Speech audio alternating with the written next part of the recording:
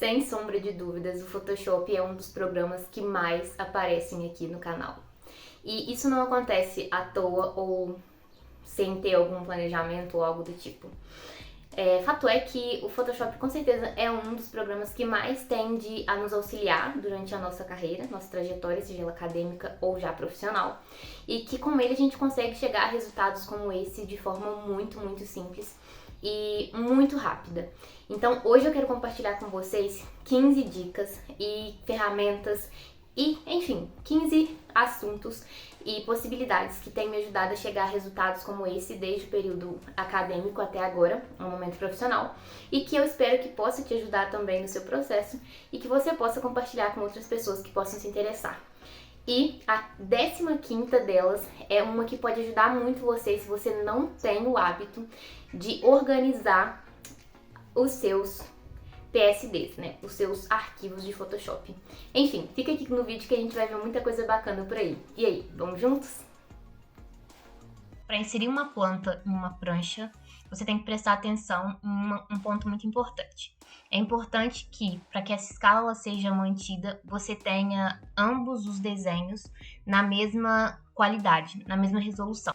Se você não fizer isso, o seu projeto vai estar incoerente com a realidade. Por exemplo, quando você vem aqui em imagem, aqui a gente tem uma prancha A2, e a gente vem em tamanho da imagem, a gente vai conseguir ver que a gente tem de resolução aqui 200 dpi. E aí a gente quer inserir essa planta de situação naquela imagem, e aí naquela prancha, né, no caso. Então se a gente fizer esse mesmo processo, aqui a gente percebe que a gente tem uma imagem com 144 dpi. E aí vou mostrar para vocês qual que é a implicação disso, caso a gente não tenha um cuidado em observar. Esse aqui a gente vai só mover e arrastar e a gente vê o tamanho que ficou. Vocês percebem que não tem, aparentemente você pode achar que isso não é um problema, mas quando a gente vem aqui em imagem, tamanho da imagem, e a gente altera aqui para 200 para ficar igual, a gente vai aceitar, e coloca essa mesma planta para lá, a gente vai perceber que existe uma diferença muito grande e que se a gente não fizer isso, o nosso projeto ele vai estar incoerente. Vamos lá, vamos puxar de novo. A gente vai arrastar para cá e aí vocês conseguem ver a diferença de tamanho que fica. Então, lembrem sempre disso. Mantenha a mesma resolução quando você quiser manter uma escala correta das suas plantas dentro das suas pranchas. Independentemente da escala do seu projeto, é sempre importante que você se organize para executar a sua peça gráfica da melhor forma possível. Então, a primeira forma de fazer isso é sempre renomear suas camadas. Quando você cria uma camada nova, ela vem com uma numeração. Então, você vai dar 2 cliques e vai renomear de acordo com o que essa camada de fato vai representar. E aí, tendo feito isso, caso o seu projeto seja muito extenso, como é o caso do meu, eu vou mostrar algumas coisas aqui para vocês, você pode optar por fazer algumas concessões. Por exemplo, em alguns casos, a gente tem camadas que são muito representativas, a gente consegue observar o que são pelo desenho aqui, pela miniatura. Então, você pode optar por nomear aquelas camadas principais. E essas outras eu vou dar uma dica no final para você que não tem esse hábito não ficar perdido. Então, mesmo se você não renomear, a gente tem uma solução. Mas, lembra disso, quando você começa um processo de forma mais organizada, você termina ele de forma mais tranquila. Então, sempre renomeie. E aí, uma segunda coisa que é importante de fazer é criar essa separação por cores, essa setorização. Então, sempre que a gente tiver uma camadinha em amarelo, a gente está falando de elementos que compõem o background. Quando a gente tem essa em vermelho, são os ícones. Então, se eu desligar, eu sei que eu vou ter desligado os ícones que representam os usos. E aí, como que se faz isso? Você vai dar um clique. Aí vamos nesse de oceano, sozinha. Você vai dar um clique, vai vir em cor e vai selecionar alguma cor aqui. Por exemplo, vou colocar nessa laranja, que é uma que não tem. E aí outra coisa que você pode fazer, que é sensacional, que é imprescindível também, é selecionar todas as camadas. Para você fazer isso, você pode vir com Shift e você usar o Ctrl G para criar pastas, porque mesmo que você faça toda essa setorização por cores, quando você tem essa quantidade de coisas, ainda assim fica um pouco complexo, um pouco confuso, muita informação, e quando você cria pastas, você acaba resolvendo grande parte disso. Então aqui já foram pelo menos 3 super dicas para vocês. Aplicar modos de mesclagem pode te ajudar a representar melhor suas colagens, intervenções e outras peças gráficas do seu projeto. Então, com base nessa imagem, eu vou mostrar para vocês a diferença que isso faz. Aqui a gente tem uma rua e nessa rua eu posicionei essa mesma textura que a gente tem aqui e só posicionei, sem fazer nenhum ajuste. Nessa camada a gente está no modo de mesclagem normal. E aí eu vou mostrando para vocês as diferenças que a gente pode ter. A gente pode escurecer, a gente pode sobrepor, superexpor, clarear, enfim, existem diferentes modos que vocês podem explorar de acordo com a demanda. Só que nesse caso, eu vou indicar que vocês usem o modo de multiplicação. E para além de usar esse modo de multiplicação, que vocês trabalhem também com algum ajuste no sentido de tornar essa imagem um pouco mais realista. E por que eu acho isso interessante? Aqui a gente consegue ver a interlocução entre a textura que a gente colocou e as questões assim inerentes à rua, como por exemplo a textura do asfalto, as imperfeições, intempéries e afins. Então, busque utilizar os modos de mesclagem de forma criativa, de forma interessante, que possa fazer com que o seu projeto ele fique mais representativo e mais, no caso, acho que interessante, né? No sentido de trazer ali no seu projeto uma intencionalidade. Eu acho que intencionalidade é uma palavra que eu tenho falado bastante aqui, porque é importante que a gente consiga trazer e traduzir as intenções que a gente trouxe. Enfim, é isso. Se você tem uma imagem com uma delimitação de céu e você precisa aumentar essa delimitação, você pode fazer isso de diferentes formas, mas acredito que nenhuma delas é tão simples quanto essa. Então, a primeira coisa que a gente vai fazer é vir aqui nessa ferramenta de corte e aumentar o nosso céu na necessidade que a gente precisa. Por exemplo, nessa quantidade. E aí, nessa mesma camada que a gente tá, na nossa imagem, a gente vai selecionar essa área que está sem céu e a gente vai demonstrar para o Photoshop que essa área está errada. A gente pode usar Shift mais F5 ou a gente pode vir aqui em editar, preencher. A gente vai colocar, no geral, vem aqui em primeiro plano, algo assim, e a gente vai colocar em sensível a conteúdo. Eu vou manter os outros parâmetros e vou aceitar. E aí a gente espera um segundinho e logo já o Photoshop vem e recalcula pra gente esse posicionamento. E o que ele faz é trazer essa continuidade. Às vezes você tem uma imagem inicial e essa imagem poderia ter um objeto novo. Você pode usar a ferramenta de transformação para criar novas camadas e também para trazer mais vida para os seus projetos. Por exemplo, aqui a gente não tinha esse quadro e a gente optou por colocar. Então, como que isso foi feito?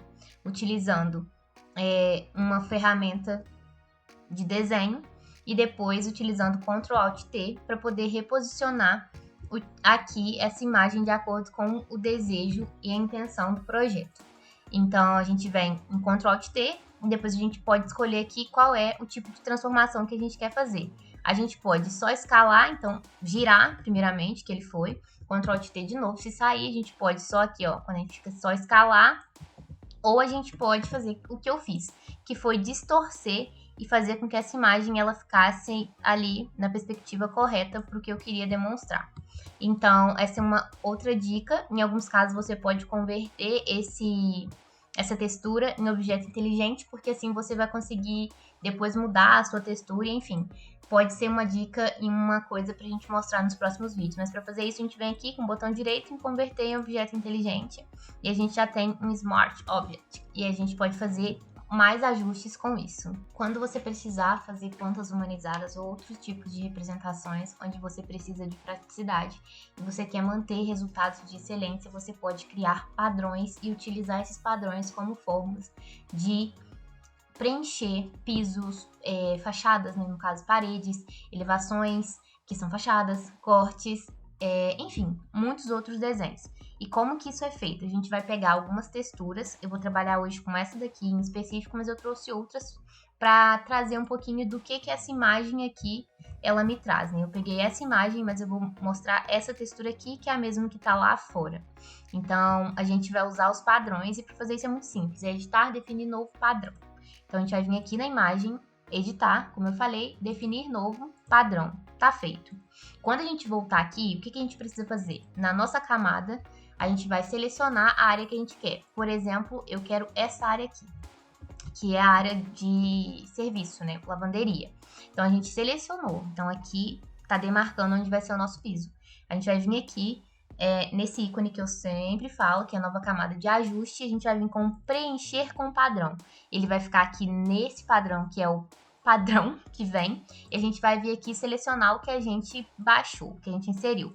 E aí a gente vai trabalhar com a escala, que a gente achar que está mais condizente. Por exemplo, se essa porta nossa aqui tem 90 e o nosso piso também tem 90, a gente vai se aproximando disso. A gente pode fazer esse tipo de colocação. Por exemplo, se o nosso piso tem 60, enfim, aí a gente consegue aqui ainda posicionar exatamente no lugar. Aqui eu tô imaginando ele com cerca de 60 e minha porta de 90. E aí tá feito, é só trabalhar dessa forma e a gente pode fazer isso para todo o projeto. E é muito rápido, muito simples e o resultado, como vocês podem ver, é bem bacana para uma atividade que demanda tão pouco tempo da gente. Bom, e um processo muito similar ao de criar padrões é o de criar pincéis.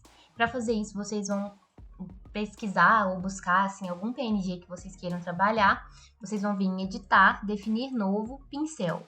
E aí já vai aparecer aqui pincel adicionado. E aí vocês vão poder usar esse pincel estando numa camada nova aqui nessa imagem, por exemplo. A gente vai digitar o B, que é o brush, né, o atalho de pincel, e a gente vai vir aqui procurar o pincel que a gente criou e poder utilizar ele. E aí eu vou mostrar aqui para vocês algumas novidades que nós temos por aqui. Essa é a minha nova coleção de pincéis, então se você tiver interesse em adquirir, me manda mensagem que a gente pode conversar. Então, todos os pincéis que eu já criei, eles vieram para cá, inclusive aquela nuvem, mas hoje eu vou mostrar para vocês alguns outros. Por exemplo, se vocês quisessem colocar alguns pássaros, vocês podem vir aqui, mudar o modo de mesclagem, às vezes escolher qual que vai ser um bom, se tiver algum.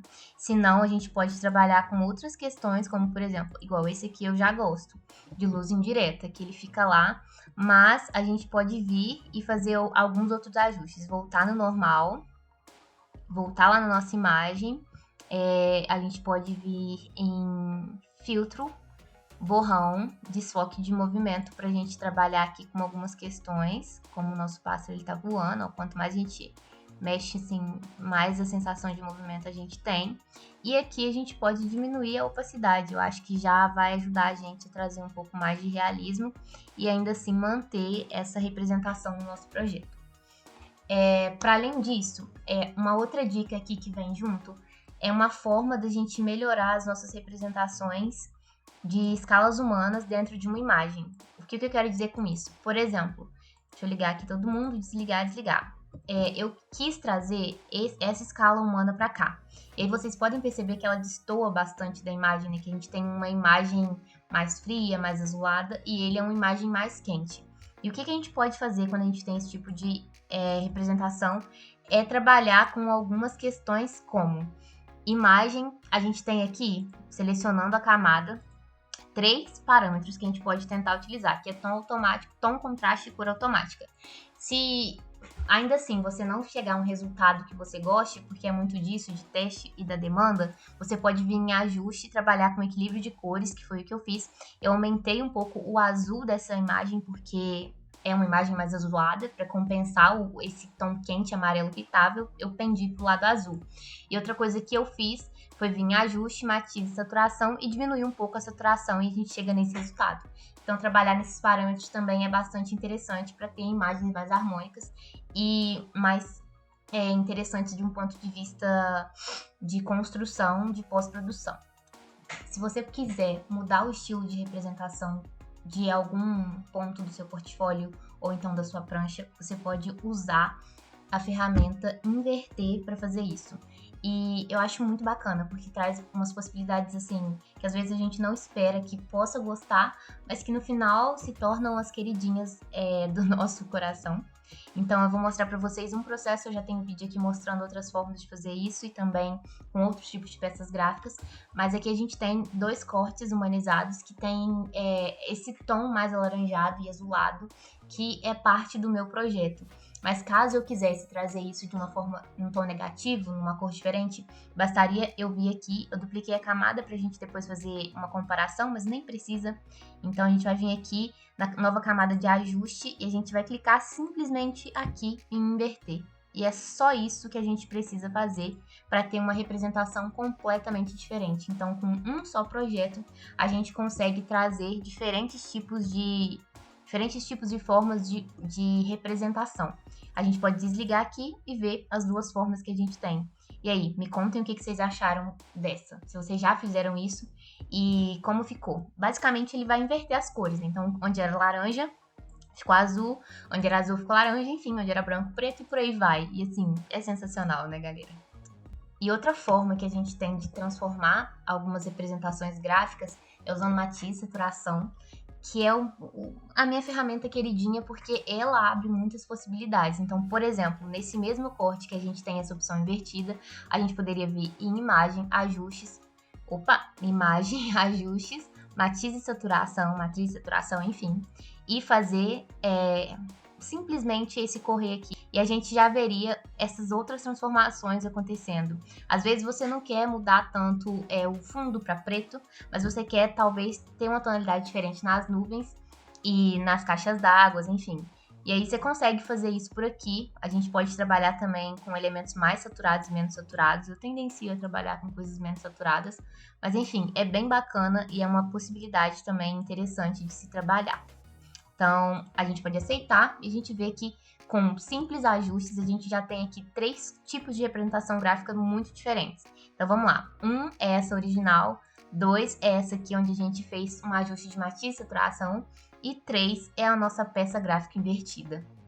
A 12ª e a 13ª dicas, elas são próximas, mesmo que talvez você não perceba. É utilizar o filtro de Camera Raw. Esse filtro ele me ajuda bastante quando eu quero fazer alguns ajustes. Eu vou desligar essas camadas superiores aqui. Eu vou partir dessa camada base, vou duplicar ela com Ctrl J. Dentro da questão do Camera Raw, a gente vai vir aqui, vai vir em filtro e vai selecionar aqui o Camera Raw. E aí, o que esse recurso ele nos possibilita? Fazer ajustes em parâmetros de imagem em um só lugar e de forma muito simples e visual. Então, a gente pode aumentar a temperatura, diminuir. Tem muitos outros recursos, dependendo do programa que você for utilizar. Se vai ser aqui o online, que é o que eu estou fazendo, ou se vai ser o programa, que ele tem alguns recursos a mais. Mas aqui a gente já consegue fazer muitas coisas. A gente pode trabalhar com exposição, porque às vezes a gente quer uma imagem mais fria, mas ela tem mais exposição, e aí vem do vídeo que eu criei, onde eu falei dessa questão da gente criar imagens de impacto, né? Às vezes a gente vai precisar ter algo mais realista, mas às vezes não. Às vezes a gente quer algo que passe uma mensagem. Então, aqui nessa área, nesse filtro, a gente pode fazer tudo isso. Tanto trabalhar com saturação também, que são coisas que eu gosto bastante de fazer, quanto questões de vibração e afins. A gente vai aqui em aceitar, espera um pouquinho, bem pouquinho, e aí a gente já vai ter a nossa imagem aqui. Olha a diferença. Imagem base era essa, imagem que a gente acabou de criar. E aí a 13ª dica juntamente dessa questão do Camera Raw e do que eu fiz aqui agora, não ter um design destrutivo. Evitem, porque vocês vão ver a diferença que faz. Por exemplo, eu não mexi nessa camada, eu dupliquei ela para poder trabalhar. Tenham esse hábito. Principalmente quando vocês não tiverem certeza de que vão manter aquela imagem. Se vocês tiverem, podem fazer. Assim como mesclar camadas, coisas desse gênero que eu faço por aqui, é quando eu já tenho certeza que eu vou trabalhar dessa forma. Quando eu ainda estou em dúvida, o que eu faço? Eu duplico essas camadas, por exemplo, que eu quero mesclar, para depois, se eu quiser retroceder e mudar alguma coisa, eu ter essa possibilidade. Então, uma camada minha vai estar mesclada e a outra não. A outra vai estar ali original, só desligada. Então, busquem fazer esse tipo de atividade. Por exemplo, aqui a gente tem a imagem, essa imagem aqui, ó, vocês podem ver que ela é uma imagem só. Eu trabalhei só com Camera Raw e aí eu mudei o céu e eu já mesclei essa imagem. Por isso que a gente tem uma só. Mas, por quê? Porque eu já tinha certeza que eu ia manter ela assim. Nesse outro caso aqui, ó, eu vou desligar ela para vocês verem. Eu criei algumas sobreposições com fumaça, né? Com algo tipo uma nuvem. É mais para uma ideia de fumaça mesmo. E eu não mesclei essa camada. Eu poderia ter feito isso. Então, o que eu faria? Eu ligaria todas elas, eu daria um Ctrl J. E aí, essas de cima aqui, eu viria aqui e ia mesclar essas camadas. Eu tenho uma imagem só quando eu faço isso. Mas eu só faço isso se eu tenho certeza que vai ser esse o meu uso. Se eu não tenho, eu mantenho essas camadas separadas, porque isso favorece não ter um design destrutivo. Lembrem disso. E para ir finalizando, a 14ª e 15ª dicas vão falar sobre desfoque e seleção. Às vezes você tem na sua imagem pessoas caminhando, animais transitando ou automóveis, enfim, vegetações que deveriam estar se mexendo por conta de um vento, e usar desfoque de movimento para representar isso é essencial e faz toda a diferença no nosso projeto, faz toda a diferença nas nossas imagens. Como vocês podem ver aqui, tanto as pessoas quanto os animais, eles estão desfocados. Isso indica que eles não estão parados, que eles não estão estáticos. E para fazer isso, a gente vai pegar 2 exemplos. Primeiro, com uma vegetação à parte. A gente vai vir em filtro, borrão, desfoque de movimento, e aí a gente vai trabalhar nesse parâmetro. Quanto maior for essa distância, mais forte, né, fica indicado esse movimento. E a gente pode trabalhar com ângulos diferentes. Por exemplo, se estivesse chovendo e a gente tivesse essa indicação, a gente poderia mudar o ângulo desse desfoque. E aí depois é só aceitar e vai estar pronto. É claro que isso daqui deveria estar na nossa imagem, então a gente pode levar para lá e fazer lá, mas como eu quero mostrar o processo de fazer, não necessariamente essa vegetação ela é contextualizada com essa imagem, é só para representar.